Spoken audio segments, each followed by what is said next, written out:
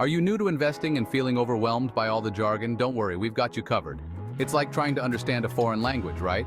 All those terms like bull market, dividends, IPOs, it can feel like everyone else is speaking a secret language except you.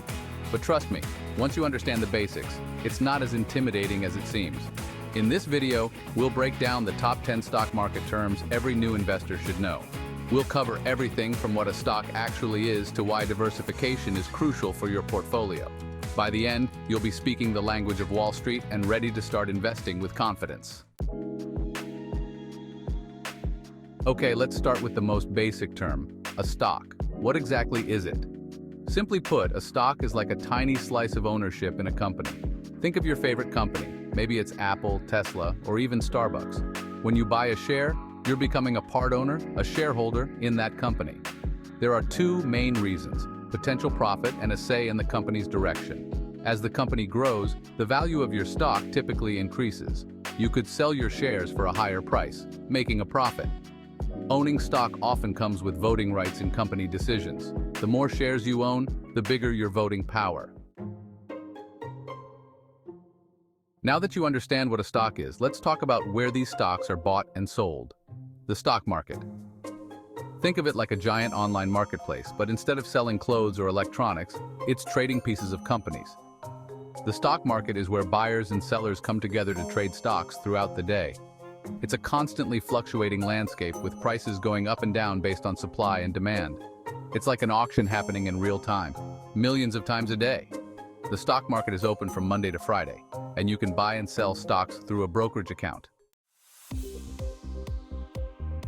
Within the stock market, you have these things called stock exchanges.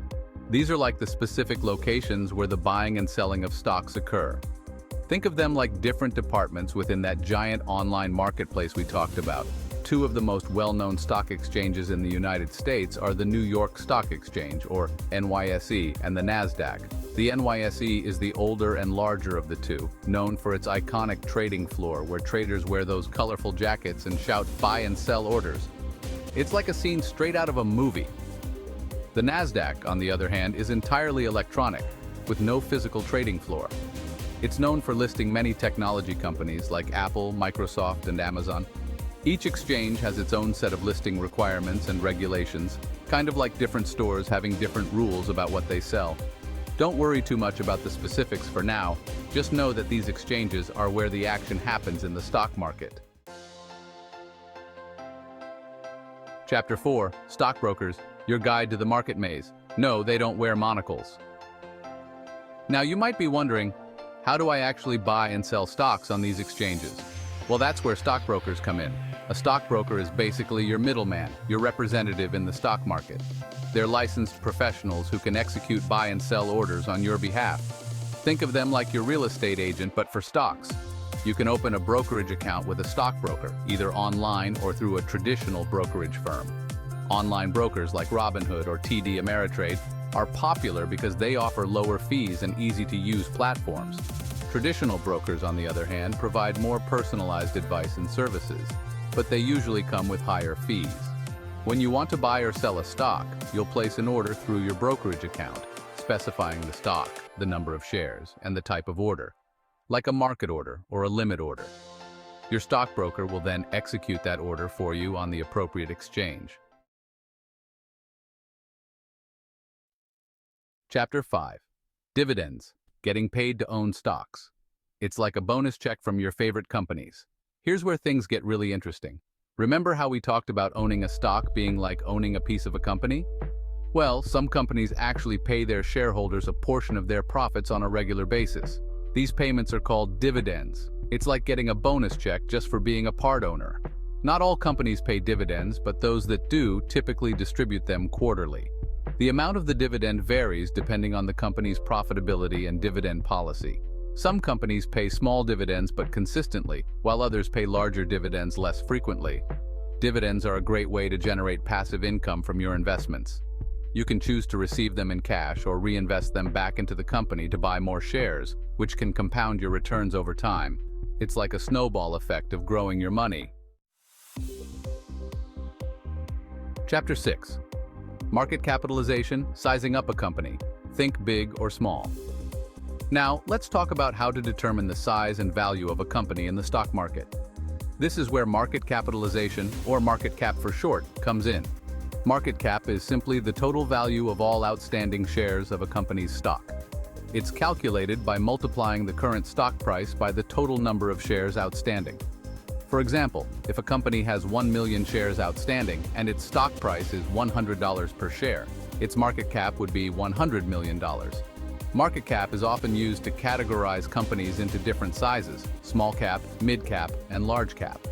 Small cap companies are typically newer, faster-growing companies, but they can also be riskier. Large cap companies are established, well-known companies with a long track record, but they may not offer the same growth potential as smaller companies. Understanding market cap can help you diversify your portfolio and invest in companies that align with your risk tolerance and investment goals. Chapter 7: IPO, a company's grand entrance. Think of it like a stock market debut. Ever wonder how companies actually get listed on the stock market in the first place? It's through a process called an initial public offering, or IPO. An IPO is when a privately held company decides to sell shares of its stock to the public for the first time. It's like a company's grand debut on Wall Street. Companies go public for various reasons, such as raising capital to fund growth, paying off debt, or providing an exit strategy for early investors. During an IPO, the company will work with investment banks to determine the initial offering price of its stock. This price is based on factors like the company's financial performance, growth prospects, and market conditions. Investors can then purchase shares of the company's stock through their brokerage accounts. IPOs can be exciting investment opportunities, but they also come with risks. Chapter 8: Bull Market, riding the wave of optimism. Time to make some money. Now let's talk about different market conditions you might encounter as an investor. A bull market is like the party atmosphere of the stock market. It's characterized by rising stock prices, investor optimism, and strong economic growth. Think of it as a period of prosperity and opportunity. During a bull market, investors are more willing to take on risk, believing that stock prices will continue to rise. This can create a self-fulfilling prophecy as increased buying activity pushes prices even higher. Bull markets can last for several years, and they often coincide with periods of economic expansion, low unemployment, and high consumer confidence.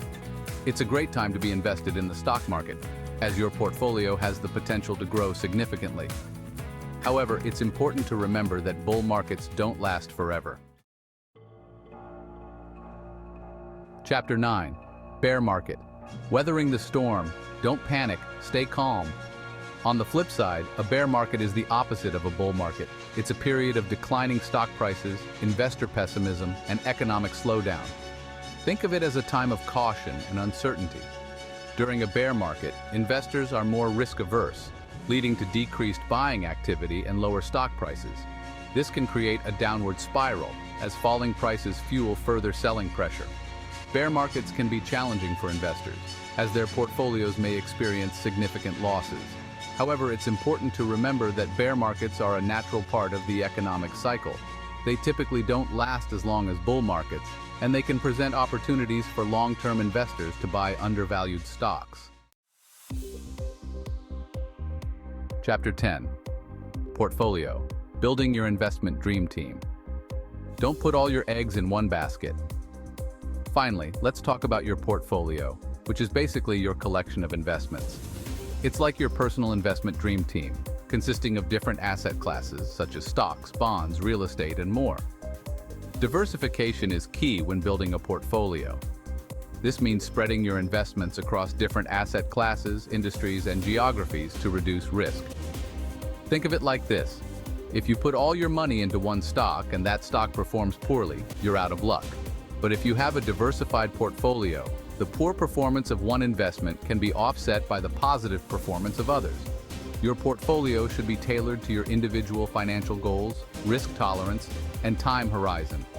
A financial advisor can help you create a portfolio that meets your specific needs. Now go out there and conquer the market. You got this. Congratulations. You've just learned 10 essential stock market terms that will give you a solid foundation for investing.